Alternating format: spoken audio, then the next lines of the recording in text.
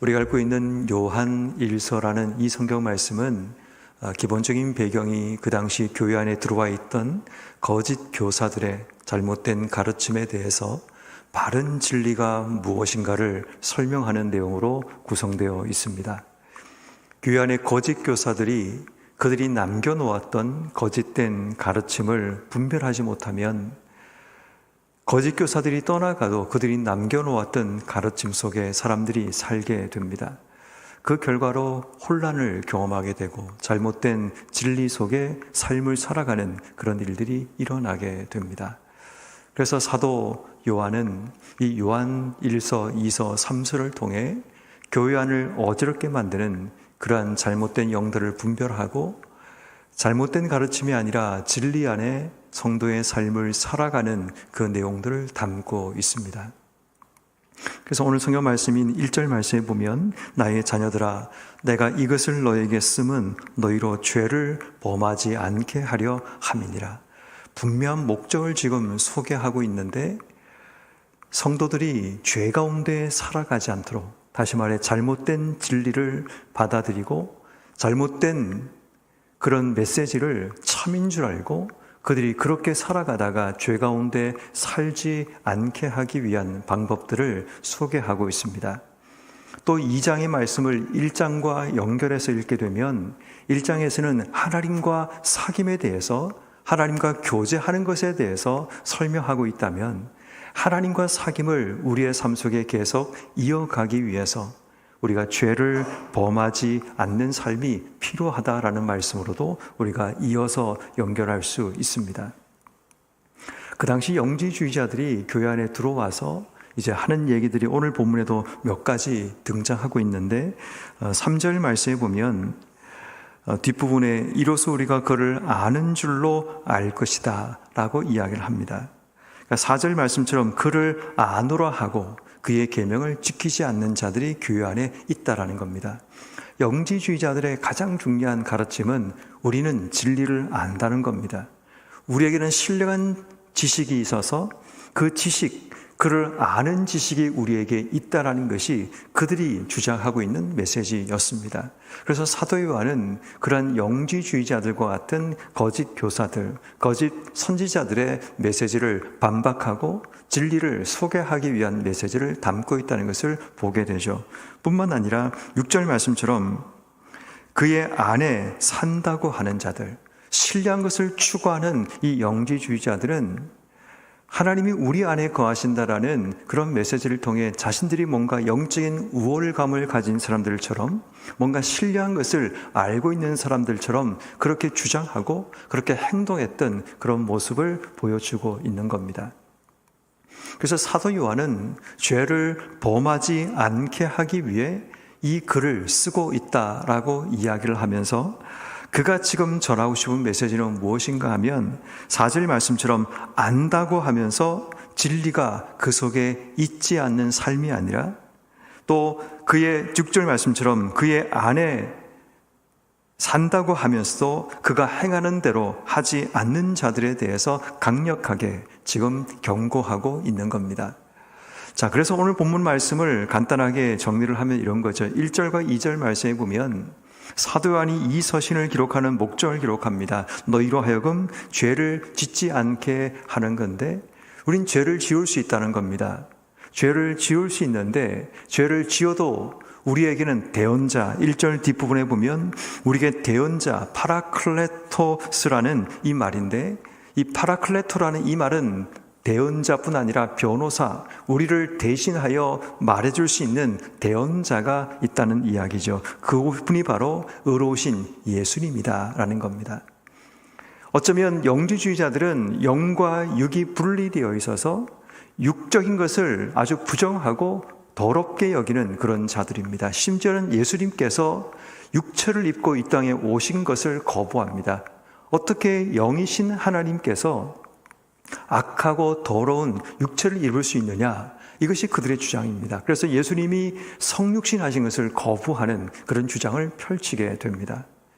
그러다 보니까 그들에게는 죄에 대한 우리는 영적인 지식을 가지고 있고 영적으로 믿기 때문에 우리에게는 죄가 있을 수 없다는 주장도 그들이 펼쳐나가게 됩니다. 그래서 우리 모두는 육을 입고 이 땅의 삶을 살아가기 때문에 죄 가운데 살아가게 되죠. 그래서 우리에게는 대언자가 필요한데 그분이 바로 의로우신 예수님이다 라는 이야기를 소개하고 있습니다. 왜 그분이 의로우신가 하면 2절 말씀처럼 우리의 죄를 위한 화목제물이 되셨기 때문에 그분을 통해서 우리의 죄의 문제가 해결된다라는 그 가장 기본적인 메시지를 소개하고 있습니다. 그래서 이제 3절부터 6절까지 말씀해 보면 그러면 우리가 어떻게 해야 되는가? 이제 그 메시지를 소개하면서 그의 계명을 지키는 것, 그것이 우리가 그를 아는 것이다 라고 이야기를 합니다. 그를 안다고 하면서 그의 계명을 지키지 않는 것은 진리가 그 속에 있지 않는 것이다 라는 이야기를 하는 거죠. 그리고 5절 말씀처럼 말씀을 지킨다는 게 무슨 말이냐? 그것은 하나님의 사랑이 우리 안에 있는 거다라고 얘기하죠.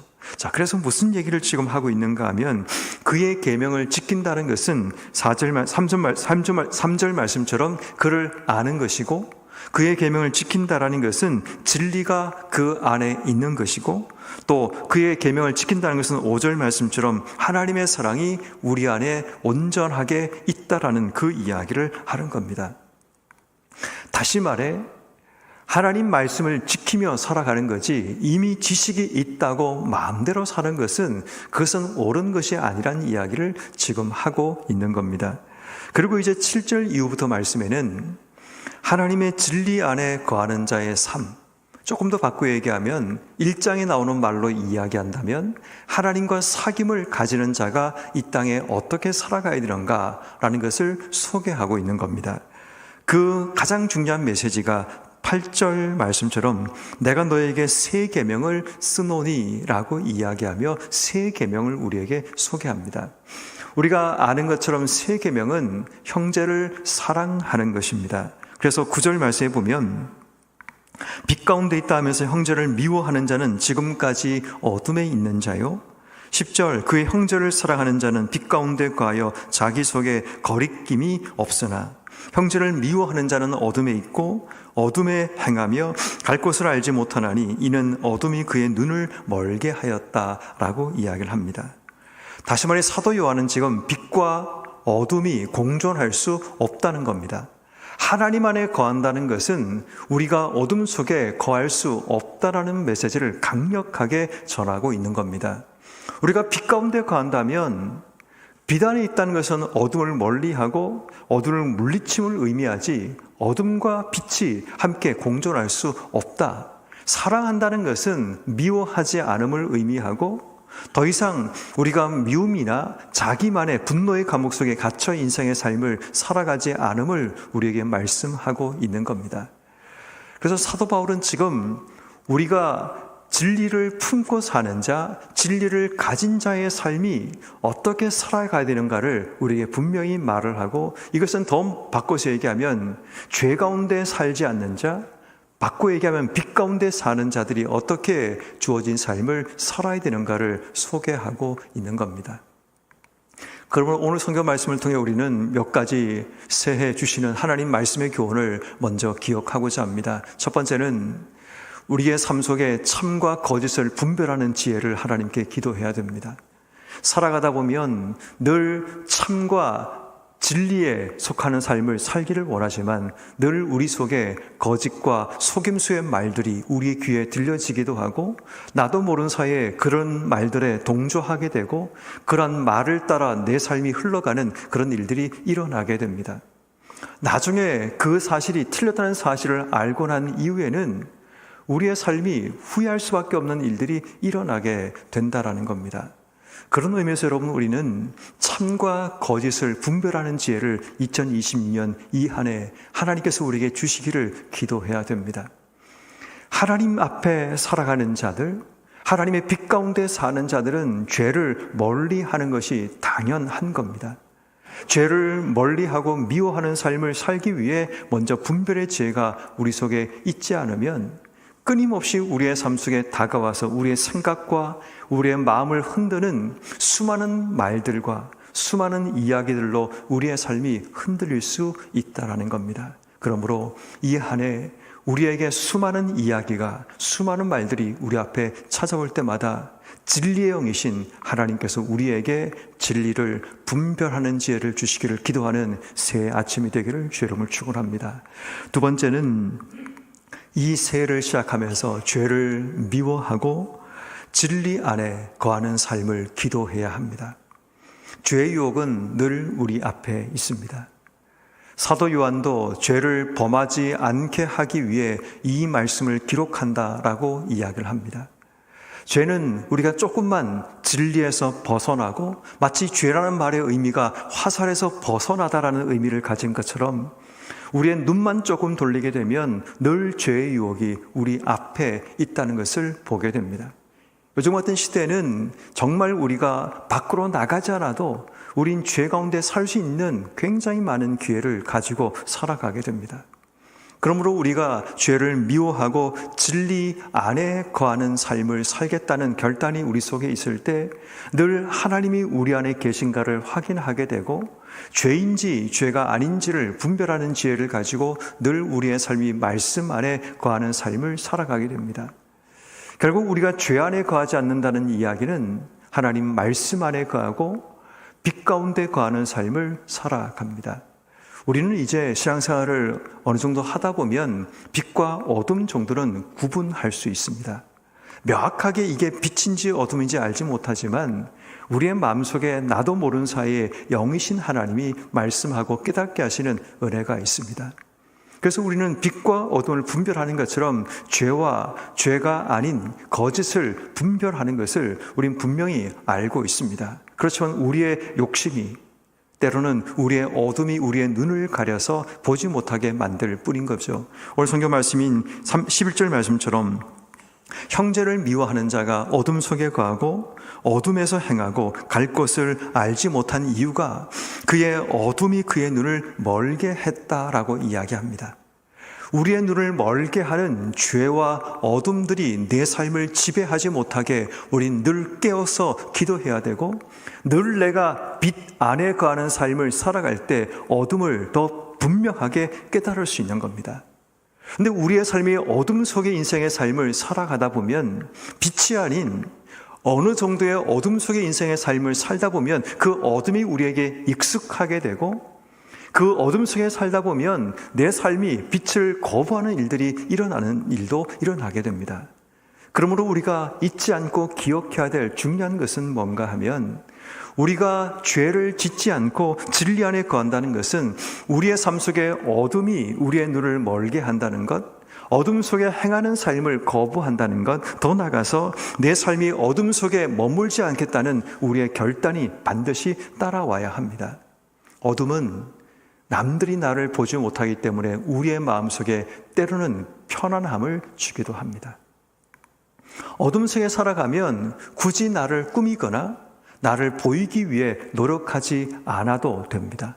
그래서 사람들은 어둠 속에 사는 것을 편안해하고 때로는 어둠 속에 사는 것이 나로 하여금 만족감을 주기도 합니다.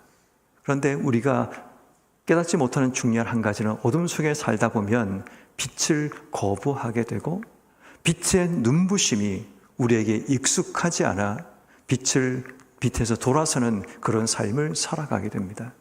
왜냐하면 어둠 속에 살아가다 보면 어느 시간이 지나면 어둠에 익숙해지면 어둠 속에 사는 것도 크게 불편하지 않게 느껴지기 때문입니다.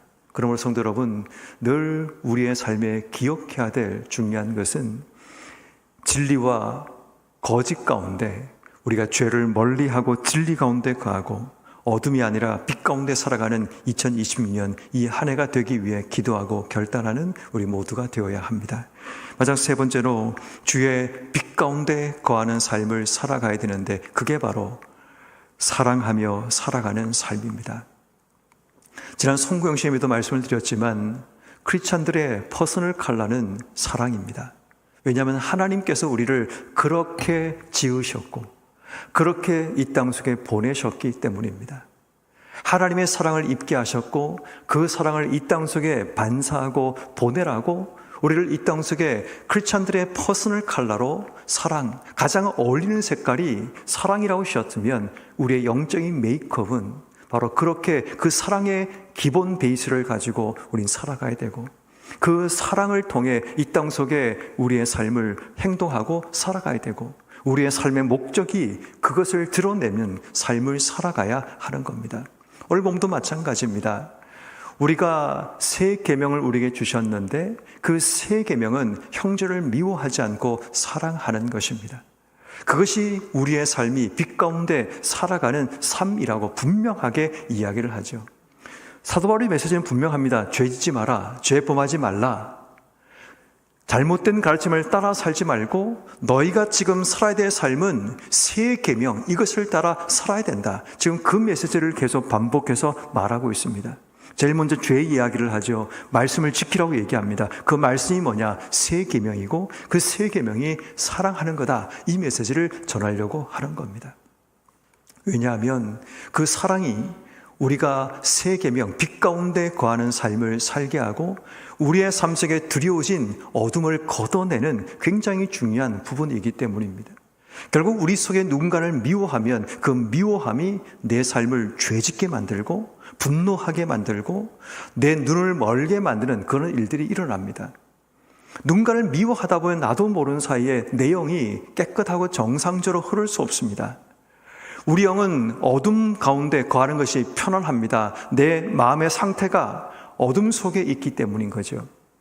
내가 누군가를 미워하는 마음이 드는 순간 내 마음속에는 어둠이 잠식하기 시작하고 빛 가운데 나가는 것이 두렵고 때로는 거북하고 껄끄러운 마음이 들다 보니까 결국 우리는 어둠 속에 익숙하게 자리 잡게 되는 그런 일들이 일어나게 됩니다. 그러므로 2026년 이 한 해 우리 안에 누군가를 미워하는 그런 감정이 싹트지 못하게 우린 철저하게 거부해야 됩니다. 이 미워하는 감정이 우리 안에 어둠을 들이우게 만들고 우리의 눈을 멀게 한다는 사실을 기억한다면 이 한 해 우리 속에 사랑의 마음을 심어주셔서 하나님의 마음으로 사랑하고 하나님 마음으로 우리가 사랑을 표현하는 우리의 삶이 되기 위해 기도해야 됩니다. 무엇보다도 뜨겁게 서로 사랑하라. 세우시는 첫 번째 말씀처럼 무엇보다도라는 이 말은 우선순위, 모든 것에 앞서서 모든 것의 기본이 우리의 삶 속의 사랑이고 뜨겁게 열심을 다해 최선을 다해 우리의 진정성을 담아 우리가 사랑을 표현하는 삶을 살아갈 때 결국 우리의 사랑을 통해 누군가의 허물과 잘못과 죄를 덮어줌을 통해 우리가 어둠 속에 있지 않겠다는 우리의 결단이 우리의 삶을 통해 나타나게 됩니다. 사랑도 결단입니다. 사랑하지 않고 미움 속에 있는 것도 우리의 결단과 우리의 본능에 따라 살아가는 겁니다. 그러므로 금년 한 해 우리의 삶은 철저하게 하나님의 빛 안에 거하기 위해 새 계명을 주신 하나님 말씀 따라 사랑 안에 거하는 삶을 살기로 결단하는 삶을 살아갈 수 있기를 바랍니다.